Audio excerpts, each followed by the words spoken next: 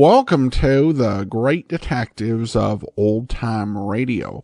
From Boise, Idaho, this is your host, Adam Graham. If you have a comment, email it to me, box13@greatdetectives.net. Follow us on Twitter at Radio Detectives and become one of our friends on Facebook, facebook.com/Radio Detectives. Today's program is brought to you by the financial support of our listeners. I want to thank Gene so much for supporting us on a one-time basis at support.greatdetectives.net. You can also support us on a one-time donation with the Zelle app to box13@greatdetectives.net or by mail to Adam Graham, P.O. Box 15913, 15913, Boise, Idaho 83715.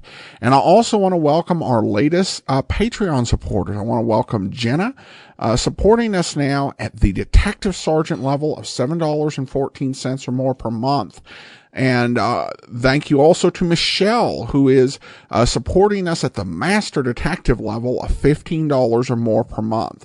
Thank you both so much for your support, and you can join our growing number of Patreon supporters at patreon.greatdetectives.net. Now more than 200 Patreons, and I really appreciate everyone who has just come on in support of the program. Thanks so much. All right, well, now we're turning to today's episode of The Man Called X. The original air date, July 30th, 1946, and the title is Turtle Island Vacation. Herbert Marshall as The Man Called X.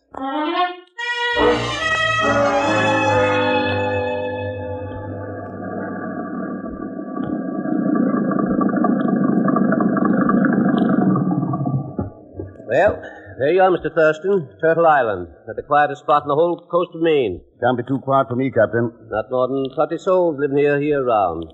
No tourists, I hope. Don't take much to tourists, except Miss Dickinson and Miss Hancock. They don't figure. Been here 6 months. Of course, the two nieces are visiting, but they're quiet. You're not counting on company. I came up here for a complete rest, Captain. Dick? Tired. You don't look it. Well, better be getting back to mainland. Thanks for everything. Pick you up one of these days. Okay, goodbye. Bye.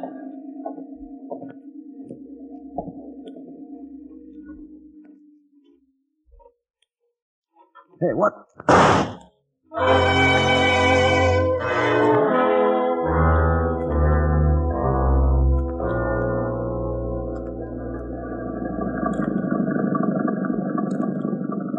Well, now that I'm here on Turtle Island, Captain, where is everybody? Minding their own business. You sure this is where he came? This is where I brought him. If anybody asks me, this is a funny place for a vacation. But there's nobody here to ask me. Looking for somebody, son? Oh, where did you come from? Been here 55 years. Oh, then you must know Mr. Thurston. Yep. Good. Maybe you can tell me where he is? I don't know. Ain't seen him since I shot him. Well, then I guess I bet... Huh? You shot Mr. Thurston? Yep. Why, that's murder. He ain't dead. Oh. Son, I come here 55 years ago to be alone. And I can't be alone if people keep on coming. Is that why you shot Mr. Thurston? Oh, pull yourself together, son. I ain't gonna shoot you. No more than I shot your friend. Just let my gun go off accidental-like so he'd know not to stay too long. Get it? Don't look at me that way. I don't want to stay here. Honest. All I want to do is to find Mr. Thurston. Up yonder. That shack. Top of the hill.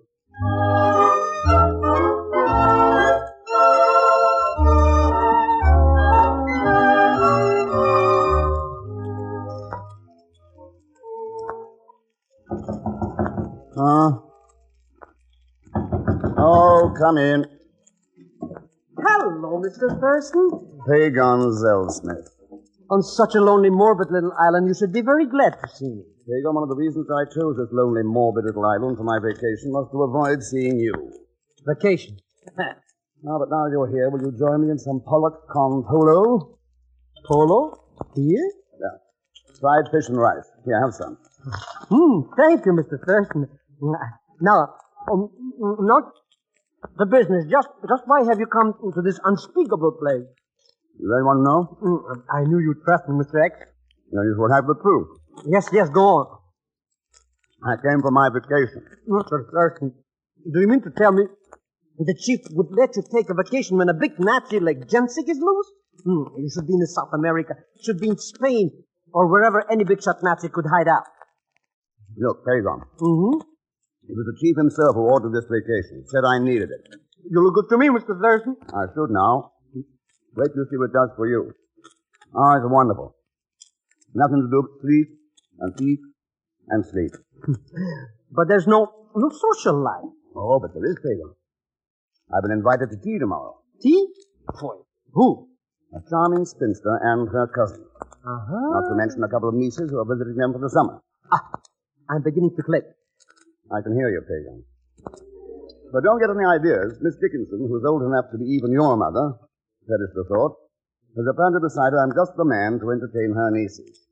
Well, that ought to make you very happy, Mr. Thurston. Well, I don't know. I haven't seen the nieces yet.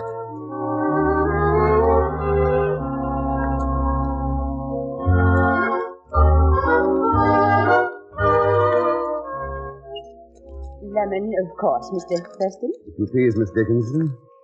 And will you try some of Mary's butterscotch cake? Butterscotch, my favorite. Oh, splendid. Did you hear that, Mary? Oh, yes, Julie. I hope you like it, Mr. Thurston. Very much. I suppose it's a secret recipe, Miss Hancock? Oh, mercy, no, Mr. Thurston. It's very simple. If you'd like, I'd be happy. Oh, now, Mary, Mr. Thurston was just being complimentary. I don't think he really wants the recipe. Oh. Well, Elizabeth and Helen should be here any moment now. Oh, I'm afraid the poor dears have been a little bored spending so much time with two old ladies. What two old ladies? Thank you, Mr. Thurston. But you see, Mary and I have no illusions. In our simple, uneventful lives, we've had all too much time to count the years. Miss Dickinson, I don't believe any life is really uneventful. Oh, then I'm sure you have never been a school teacher. No, but as I remember, my school teacher's life was far from uneventful. Oh, Here they are, Julie. oh, splendid. Well, hello, girls. Sorry to be late, Aunt Julie. Well, I'm selfish enough not to mind. It gave Mary and me a chance to have Mr. Thurston to ourselves for a few moments. Oh, Mr. Thurston, this is my niece, Elizabeth. How do you do? Hello? And this is Helen. Well, how nice. Very nice. Frankly, Mr. Thurston, after such a build-up, I was prepared for letdown. I'm not. Build up? The strangest man stopped us, and all he did was talk about you. Don't believe a word of it. But he said very nice things. Well, Pagon is, I suppose he's a kind of friend of mine. Oh, if I had known you had a friend here, Mr. Thurston, you could have brought him to tea. Pagon, tea? Oh, dear. What's that? That's Pagon. But what on earth? Nothing serious, I'm sure. Excuse me a moment later. Well, yes, of course, Mr. Thurston. Oh, so you'll bite me, will you, you cussed little polecat? Oh, Mr. Thurston, make it, Mr. Shut up, Pagon, shut up. Does this belong to you, Mr. Not exactly. What's he been doing? Snooping? I was only sightseeing. Plenty to see around here without poking your nose into folks' business. I told you I was only looking for Mr. Thurston. That wasn't what it looked like to me. Honest folks don't peep into windows. You're absolutely right. Too many meddling people in the world.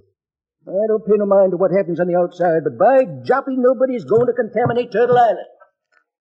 Mr. X, that man is positively a suicidal maniac. He makes pretty good sense, Pagon. Huh? First he shoots at you, then he tries to strangle me. Does that make sense? From his point of view. Well, not from mine. Let's get out of here. Let's go chase some legitimate crook who at least look you in the eye. Everything all right, Mr. Thurston? A slight misunderstanding. Oh, that was Mr. Candy, wasn't it? I wouldn't know, Miss Dickinson, was it? Oh, a very odd man. He doesn't take to people too easily. Now, we've been here for over 6 months, and Mr. Candy still makes me feel quite uncomfortable. I've only been here 1 day, and already he's made me very uncomfortable. Oh, Miss Dickinson, this is Pagon Zelsner. Why, how do you do, Mr. Zelston? Charmed, I'm sure, Miss Dickinson. Will you join us at tea? I'm afraid Pagon... Nothing could be more delightful. Oh, splendid. I hope you like butterscotch cake. Yes, I do, indeed. What's the lowdown, Mr. Red? Listen carefully, Pilgrim. Yes, go on. Well, here are the facts of the case. Ah, Four ladies, butterscotch cake, and a pot of tea.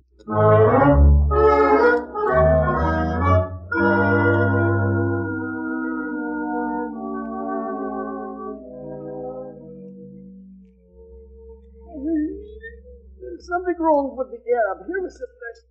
Only 9 o'clock, and I can hardly keep my eyes open. Well, why don't you go to sleep? Or are you waiting for me to tuck you in? I'm in. You know, I've come to the conclusion that you really must be on a vacation. And I wouldn't mind it either if it weren't for the money I'm not making. Rest, fresh air, pleasant company, 2 gorgeous girls, 2 nice old ladies. That Miss Julie is awfully sweet. Go to sleep, Hagar. It would be a great life if I could live. Hagar. Now, why did I tell him to go to sleep?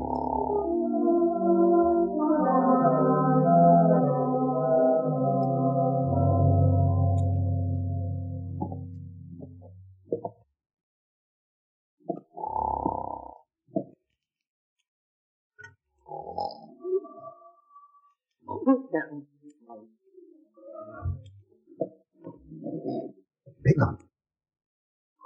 Hagar, wake up. I didn't do it. I didn't think you did. Oh, true, Mr. President. I dreamt somebody had me by the throat and... Hagar, did you hear anything? How could I? What is it, Mr. X? I don't know. Maybe I was dreaming too.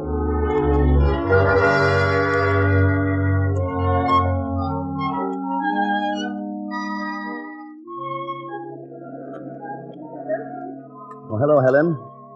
You were walking so fast I didn't think I'd catch you. I'm glad you did, though. It's none of my business, of course. But I can't figure out why you came to Turtle Island. For a vacation. I know, but it's so dull. I don't think so. What more can you ask for? Everything around here is clean. The air, the sea, the people. The people don't seem to like us. That's because we're intruders, Helen. Well, that's what I tried to tell Aunt Julie. She wouldn't say anything for the world, but I think she's a little uneasy. Oh? People like that strange Mr. Candy make her feel unwanted here. I don't think she needs to feel too badly about that, Helen. From what I've heard, it takes 25 years before they stop calling you a foreigner. You know, I didn't think I'd tell you this, but when Aunt Julie said there was a new man on the island, she was going to ask him over for tea. I didn't know what to expect. And when she said she had a couple of nieces she wanted me to meet, I didn't know what to expect. Then we're even. Uh-oh. Seems glad to have company. What? Your sister. Oh, she would. Hello, Elizabeth. Hello, Mr. Thurston. Hi, Helen. Looking for something? No, just out walking. Good Elizabeth, I thought you loathed walking. Why, Helen, you know I love it. She won't admit it, Ken, but I think Elizabeth's got a crush on you. Helen. Look, girls, don't you think I better leave the room?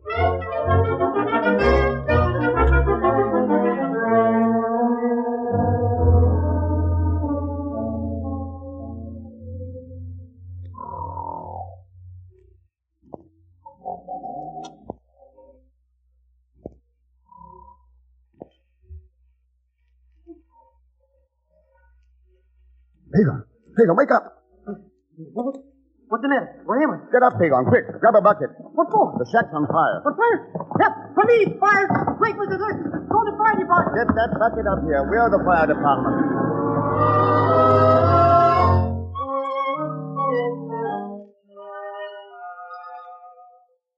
Julie, shall I get your shawl? It's getting a little chilly. No, don't bother, Mary dear. I'm quite comfortable. Dreadful about the fire, wasn't it, Julie? I'm so glad Mr. Thurston and his friend found other quarters. It's a miracle they won't. Yes, a miracle. Mary, did I tell you about Mr. Thurston?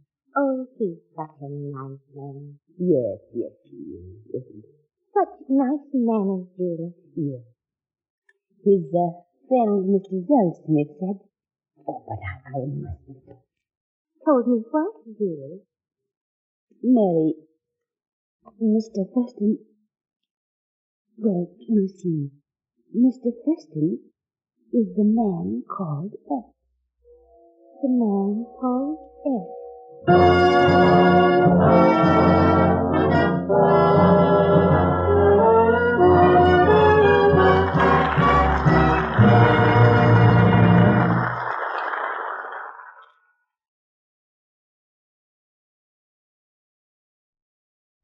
Mr. X, this island gives me the willies. It's a positive jinx. You think so, Pagan? Whoever heard of a fire starting all by itself? This one didn't. Huh? The oven was turned off, we weren't smoking, and besides, that fire started from the outside. I've got to muddle this around in my mind. Now let's line up all the suspects. There aren't any. There have to be, or how can I figure it out? Now let's see. Miss Julie? No. Miss Mary? No. Miss Elizabeth? No. Miss Helen? Yes? No. Mr. X, there's only one criminal left. Come in. Why, hello, Mr. Candy. Come right in. Aha. This ain't no social call, mister. Come in anyway. Oh, you ain't aiming to make trouble, but I warned you fair. Now, get off this island. You really mean that, Mr. Candy? Never say nothing I don't mean. In that case, I suppose I'll have to cut my vacation short. Nothing, personal, understand? I understand you want me to leave. Yeah. You're giving in awfully easy, Mr. Thurston. Start packing, Pagan. Want a speck of trouble here till strangers started to come in. Makes me sore as a peep. Naturally. Want for your shack burning down, guess I could have stood you. Fact is, you look like a right nice fellow. Bye. Might even miss you. What kind of a double talking was that? First he says get out, and then he says I'll miss you. It's a little like the way I sometimes feel about you, Pagan. What? I think I'll take one last look around the island before we go. Want to come along? I've already looked at it. What's that? A letter. I wonder who delivered it. Well, aren't you going to read it?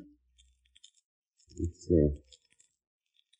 If you value your life, Mr. X, leave Turtle Island at once. A friend. Mr. Thurston. Well, at least I have a friend.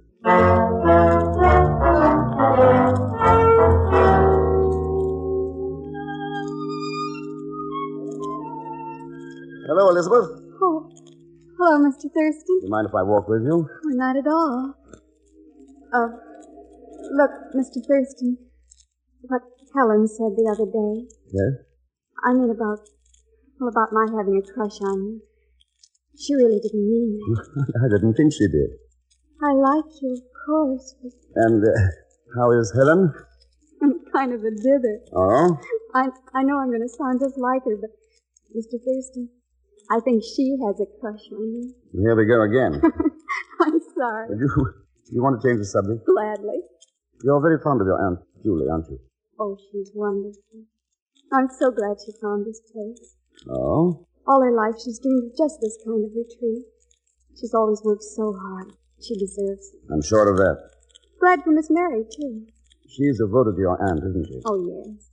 Aunt Julie's all she has. Will you be here long, Mr. Thurston? I'm afraid not. Matter of fact, Elizabeth, I was just on my way to say goodbye to Miss Julie.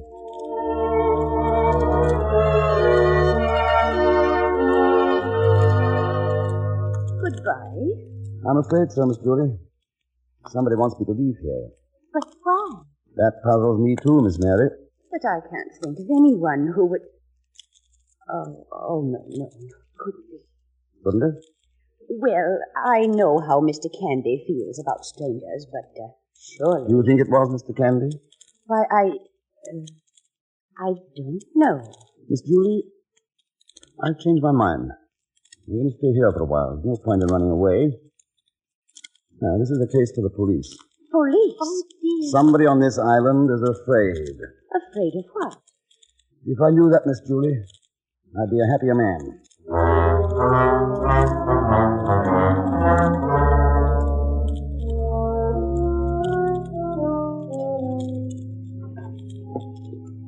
Watch your step now, Pagon. How can I watch my step, Mr. X? I can't even see. What I was snooping around in the dark for, anyway. Here we are. But it's only a barn. Yes, Miss Julie's barn. Come on now, Pagan, quietly. Now, turn on your flashlight. I don't see anything interesting. They're gone. Who's gone? It worked. Look, you can see where they were dragged out. Here. Who was dragged out? Come on, Pagan. Now we've got a trail to follow.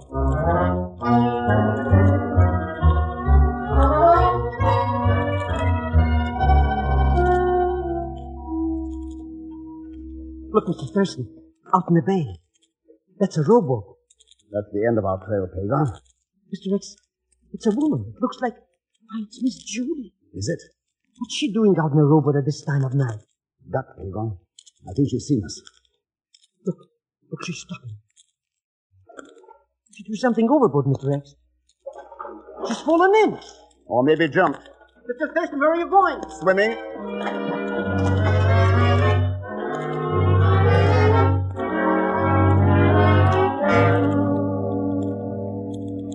Oh, please, Mr. Thurston, let me go. It's better if you just let me go. We'll talk about that later. Here, I'll steady the boat. Now, see if you can pull yourself up. Yeah, a little more. Just a little more. That's fine. Now, sit on the far side. When I hoist myself. There. Oh, I'm so ashamed, Mr. Thurston. Miss Mary, when you threw the food overboard, you should remember that bread doesn't sink. It gave you away. When I saw you, I became so frightened. I didn't think. I just didn't think. You were on your way to Little Turtle Rock, weren't you, Miss Mary? Yes. All right, then. Let's go. Oh, no. No, Mr. Thurston, we mustn't. We'll both be killed. Start rowing, Miss Mary. But you can't. No one will see me if I lie in the bottom of the boat. I can't. Miss Mary, you've got to.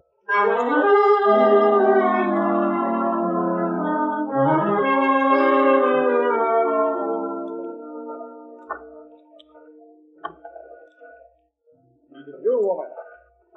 Go ahead, Miss Mary, just as I told you. Answer him. Yes, it's I. Well, then, come on, quickly. Good, Miss Mary.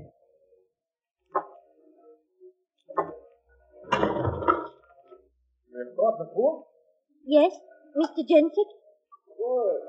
And have you got that Mr. X out of the way yet? I think so. Well, what are you waiting for? The bag is so heavy. Will you help me, please? You have brought a lot of things this time, yeah? Yes, a lot of things. I think you'll have to get into the boat. I can't lift. Oh, all right. There, in the front. Yes, I can see. What's this? Good evening, Mr. Jensick. Who? This woman has told you. No, Jensick. We were very sure you were hiding out on one of these islands, and we knew you'd have to show your hands sooner or later. So. It is very convenient, Mr. X, that you have come here alone, because now I am going to...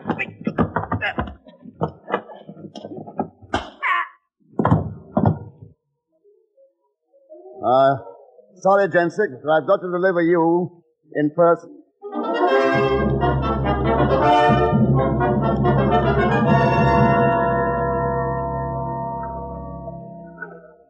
You know, Miss Mary, I was sure that somebody on Turtle Island must have been providing Jensick with supplies.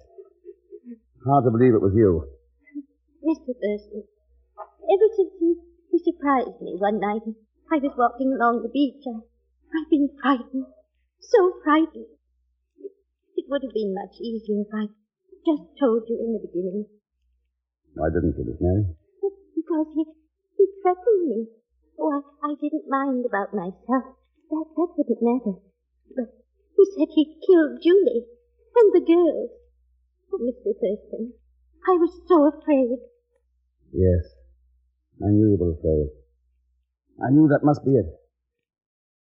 Miss Mary, not so very long ago, other nice people were afraid of men like Jensick, and their fear was an invitation to destruction. That's the tragedy, Miss Mary. Fear led to appeasement. And that's almost as bad as outright collaboration. Oh, but Mr. Thurston, you don't think Miss that Mary, I know how you feel about it. that if people like you had stood up and told the world how you felt about it, the world would never have had to endure such terror, such hunger and misery. Come on, Miss Mary, let's go back and have some butterscotch cake.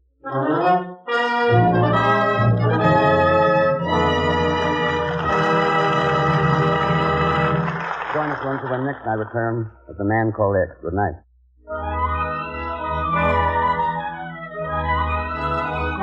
The Man Called X, starring Herbert Marshall, came to you from Hollywood. This is the United States Armed Forces Radio Service, the voice of information and education.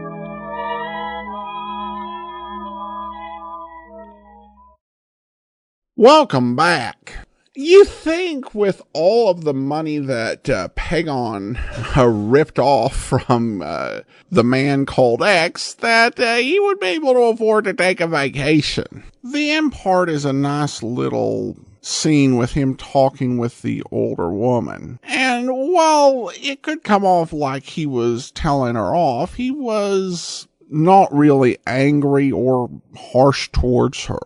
It just brought home, I think, in this post-World War II story, a reminder of how the fascists in Germany and Italy were able to be so successful. So a bit more sad, I think, than anything else. All right, well, some listener comments and feedback now.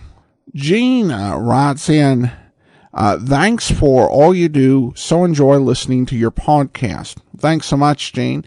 And I did want to go ahead and correct something. Both Scott and Sebastian called this to my attention a couple weeks ago when I was referencing a recently released Nazi hunting program that premiered on Amazon Prime. I said it starred Robert De Niro. It actually starred Al Pacino. Sorry I got those two confused, and thanks so much for the correction on that. Leonard made a post on the Facebook page writing, as we know, most of the actors performing in our radio shows also did movies and TV. Just saw a rerun of Have Gun Will Travel with Lorene Tuttle, followed by Maverick with Jay Novello and Ted DeCorsia. Well, thanks so much for the note. And that is one of the nice things about listening to old-time radio. You get to experience some TV shows, movies, and even some films on a whole different level. You know, because a lot of the old-time radio stars were around, television into the 70s and 80s. I remember watching an episode of the Rockford Files that had both Howard Duff and John Daner in them. And that was fun because it's like, oh yeah, I remember him, as the radio, John Daner as the radio voice of Paladin, and of course Howard Duff as Sam Spade. And so that's just really a fun treat. And even some movies, Alice in Wonderland's a great example.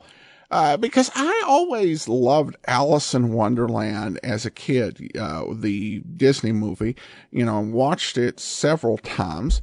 But when I watched it recently, having listened to a lot of the radio shows and comedy programs in particular, I recognize the voices. It's like, that's Jerry Colonna.